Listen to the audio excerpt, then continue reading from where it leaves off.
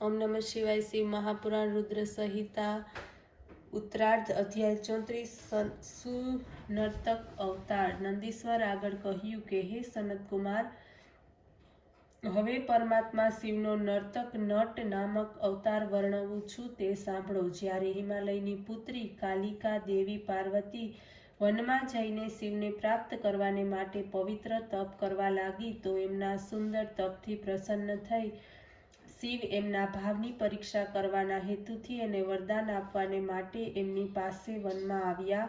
ત્યાં તેમણે પાર્વતીને પોતાનું સ્વરૂપ બતાવીને વરદાન માગવા કહ્યું। ત્યારે એમના આમ કહેવાને લીધે અને ઉત્તમ રૂપને નિહાળીને તેઓ હર્ષિત થઈને પ્રણામ કરતા બોલ્યા, હે દેવેશ, જો આપ પ્રસન્ન મને વરદાન આપવાની ઈચ્છા રાખો છો તો હે ઈશાન, આપ મારા ઉપર કૃપા કરીને મારા પતિ થાવ। હે પ્રભુ, આપની આજ્ઞાથી હવે હું મારા પિતાના ઘેર જાઉં છું। આપ મારા પિતાની પાસે જાઓ અને પોતાના શુભ યશને કહીને તેમની પાસે મારી માંગણી કરો, જેનાથી મારા પિતાનો ગૃહસ્થ ધર્મ સફળ થાય।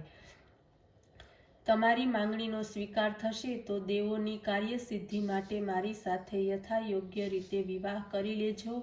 આ રીતે આપ મારા મનોરથને પૂર્ણ કરો। હે વિભો, આપ સર્વદા વિકાર રહિત અને ભક્ત વત્સલ છો અને હું તો સર્વદા આપની જ ભક્ત છું। પાર્વતીએ આ પ્રમાણે કહ્યું ત્યારે શિવજીનું તથાસ્તુ કહીને કૈલાસની યાત્રા કરી પાર્વતી પણ પોતાના પિતાના ઘેર ગઈ। ત્યારે પાર્વતીનું આગમન સાંભળી મેના અને સહપરિવાર હિમાલય પોતાની પુત્રીને પહેલા જોવાને માટે દોડ્યા, સ્વાગત સાથે ઘેર લાવ્યા, મહોત્સવ મનાવ્યો। મેના અને હિમાલયે બ્રાહ્મણોને વગેરેને પુષ્કળ ધન આપ્યું। વેદ ધ્વનિ પૂર્વક મંગલાચર થયો। જ્યારે એક દિવસ હિમાલય ગંગા સ્નાન માટે ગયા હતા ત્યારે જ સુંદર નટ નર્તકનો વેશ ધારણ કરીને શિવ એના પાસે આવ્યા, જેના ડાબા હાથમાં શિંગડું અને જમણા હાથમાં ડમરું બિરાજમાન હતું અને લાલ વસ્ત્ર પહેરીને પીઠ ઉપર કામળી ઓઢી હતી।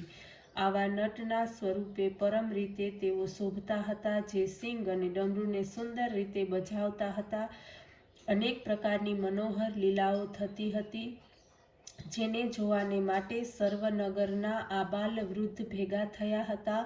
સર્વને શિવે પોતાના મનોહર નૃત્યની પ્રસન્ન કરી દીધા। મેના પ્રસન્ન થઈ શીઘ્ર સુવર્ણ પાત્રમાં રત્નોના ઢગ ભરી લાવીને આપવા લાગી, પરંતુ શિવે તો તેમાંથી એક પણ રત્ન ન લીધું। ભિક્ષામાં પાર્વતીની માંગણી કરી ફરી પાછા વળી નાચવા અને ગાવા લાગ્યા। શિવના વચન સાંભળીને મેના ગુસ્સે ભરાઈ એમના પોતાના વચનોથી ફટકારી ઘરમાંથી બહાર કાઢવા લાગી।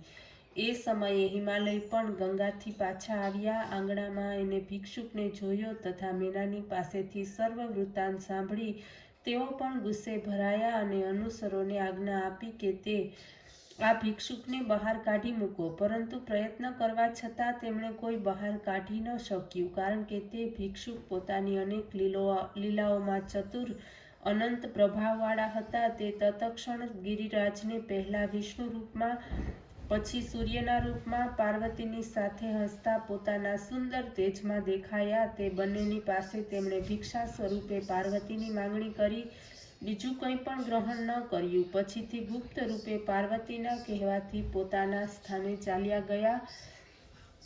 આ આશ્ચર્ય જોઈને મેના સહિત ગિરિરાજને ઉત્તમ સ્થાન ઉત્પન્ન થયું। તેઓ પશ્ચાતાપ કરવા લાગ્યા। એમણે કહ્યું, આપણે આપણી સુંદર કન્યા તપસ્વીની પાર્વતીને તેમને આપવી જોઈતી હતી। આ પ્રમાણે વિચાર કરતા તે બંનેની શિવમાં પરમ ભક્તિ ઉત્પન્ન થઈ। પછી તો ભક્તોને સુખ આપનાર શિવજીએ મહાલીલા કરીને પ્રેમપૂર્વક યથાવિધિ પાર્વતીની સાથે વિવાહ કર્યા। આ રીતે સુનર્તક નામનો અવતાર કહ્યો, જેથી શિવમાં પરમ ભક્તિ ઉત્પન્ન થઈ। પાર્વતીના વાક્યોને પૂર્ણ કર્યા। શિવનો આ સુનર્તક નામ અધ્યાય સર્વ પાપનાશક અને પરમ ગતિ આપનાર છે। ઓમ નમઃ શિવાય।